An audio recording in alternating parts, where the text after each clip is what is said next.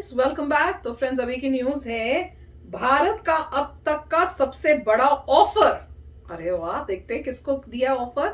मेरे ख्याल से जहां तक ये लग रहा है, थंबनेल से तो लग रहा है जैसे कि यूके के जो आए थे उनको, बोरिस जॉनसन को, उनको शायद ऑफर दिया। मुझे नहीं पता, गलत भी हो सकते हैं। तो चलो वीडियो शुरू करते हैं। वीडियो शुरू करने से पहले अगर आप चैनल पर नए हो और आपने अभी तक सब्सक्राइब नहीं किया है तो जल्दी से पहले सब्सक्राइब के बटन और बेल आइकन को क्लिक कर लो ताकि आपको हमारे सारे न्यू वीडियोस के नोटिफिकेशन मिल जाएं जैसे हम अपलोड करें। अगर आपको वीडियो पसंद है प्लीज लाइक एंड शेयर। चलिए शुरू करते हैं। नमस्कार दोस्तों, स्वागत है आपका हिंदी नॉलेज शो में। तो दोस्तों, आप सभी लोग जानते हैं कि इस वक्त ब्रिटेन के प्रधानमंत्री बोरिस जॉनसन भारत दौरे पर आए हुए हैं। इसी बीच दोनों देशों के बीच में खूब मीटिंगें हुई हैं, कई सारे समझौते भी हुए हैं। लेकिन इसी बीच ब्रिटेन के प्रधानमंत्री बोरिस जॉनसन ने भारत के सामने एक बहुत बड़ा और लुक्रेटिव ऑफर रख दिया है। और ये ऑफर ऐसा है कि एक बार को सुनकर तो आपको भी लालच आ जाएगा, क्योंकि इस ऑफर के जरिए ब्रिटेन ने जो उसके पास था सब कुछ भारत के सामने रख दिया है और कह रहा है कि हम आपके साथ ये साझा करने को तैयार है।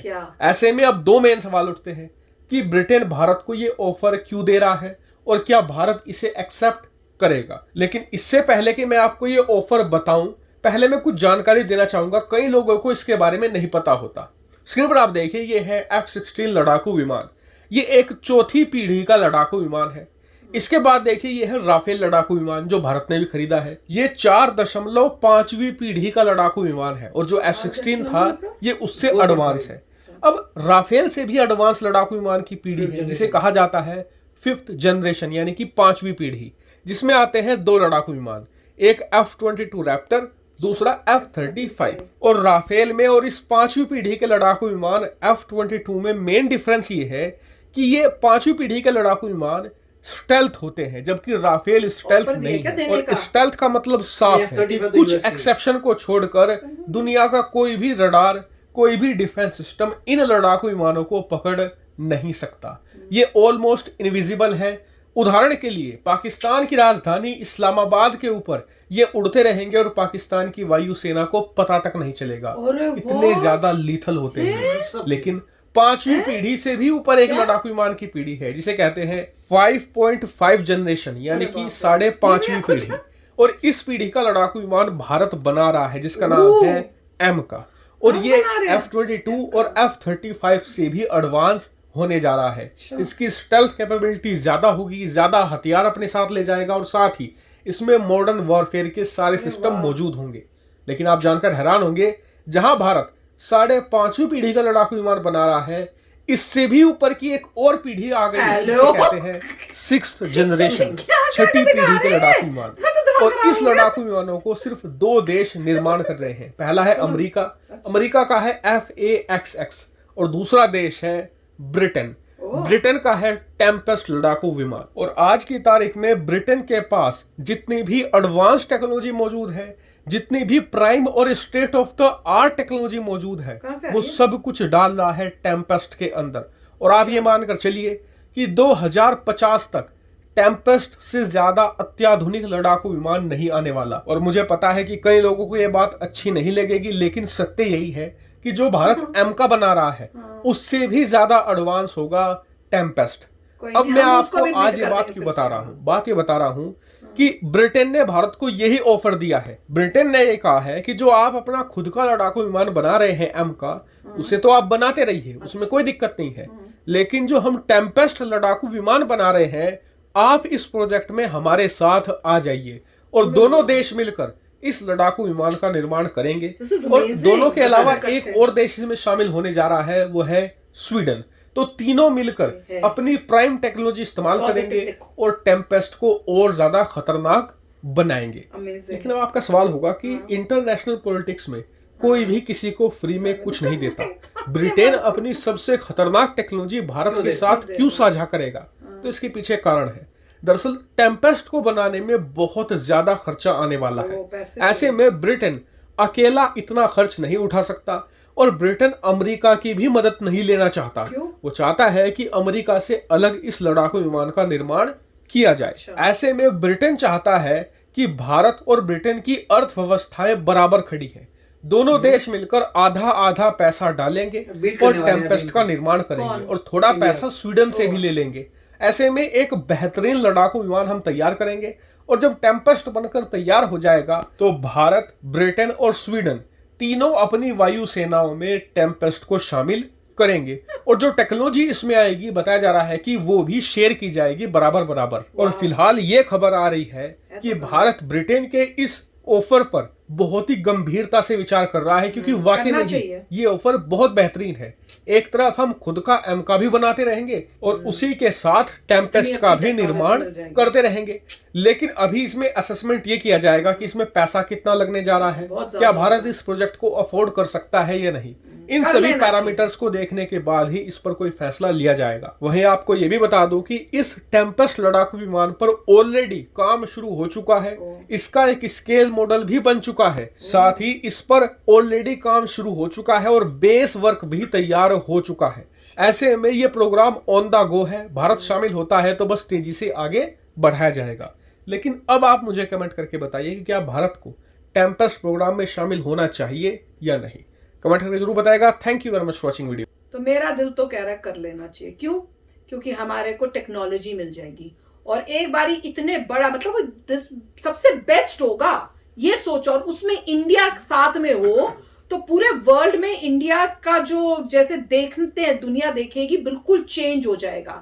मतलब सुपर पावर बन गई इंडिया। फिर तो यही देखेगा कि सारी टॉप की कंट्रीज जो हैं वो अब इंडिया के साथ इसी टाइप से जो है कोलैबोरेट करके चीजें बनाना शुरू कर देगी। मेरा तो दिमाग में यही आ रहा है कि एक बार ही हो गया तो सब ऐसे ही कहेंगे कि चलो इंडिया के साथ मिलके बनाते हैं। पर क्वेश्चन ये कि कितना खर्चा है और क्या इंडिया उतना खर्चा कर सकता है। पर क्यों नहीं कर सकता? अगर थोड़ा बहुत मतलब आपको इधर उधर से निकाल के करना पड़े, आई थिंक अपॉर्चुनिटी तो बड़ी अच्छी मिली है। अनलेस एंड अनटिल इसके अंदर कुछ ऐसी चीजें हो या ऐसी बातें हो जो हमें नहीं पता एज पब्लिक। पर वैसे सुन के कि कितना स्ट्रांग है और कितना मतलब टॉप का होगा और आपके साथ टेक्नोलॉजी शेयर हो रही है जिससे आप और इससे बढ़िया फिर बाद में बना सकते हो, क्योंकि इससे बेस्ट तो कोई है ही नहीं। जो आप बना रहे हो, हम बना रहे हैं, वो थोड़ा कम है, ये बेस्ट बनेगा। तो जब इसकी टेक्नोलॉजी आ गई तो हमारा जो बन रहा है हम उसको भी फिर नेक्स्ट लेवल खुद बना के और बेटर एक और बना सकते हैं अपने आप के लिए बिना विदाउट किसी की हेल्प की। तो मेरे को तो बड़ा मजा आया यार देखने का। तो देखिए पॉइंट ये है कि पहले मिस्टर बोरिस जॉनसन ने पहना हुआ था एक फ्लावर।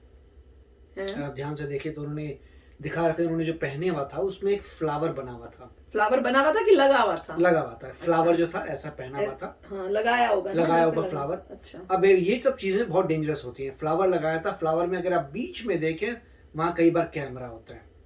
तो उससे बता रहा हूँ कि ऐसे मतलब देखने में तो बड़ा जबरदस्त फ्लावर लग रहा है, बट फ्लावर में होता है सेंटर में जो डॉट होता है ब्लैक सा, वो एक्चुअली कैमरा होता है। तो मैं वैसे बता रहा हूँ कि नॉर्मली जहां पर भी इस टाइप का वॉरफेयर होता है उसमें उस टाइप के आपको एक कैमरा रखना है और कैमरा आप सीधा रखेंगे तो पकड़े जाएंगे, मगर फ्लावर की शेप में करें तो सब लोग देख रहे हैं फ्लावर को बीच में कैमरा टाइप। उन्होंने क्यों लगाया?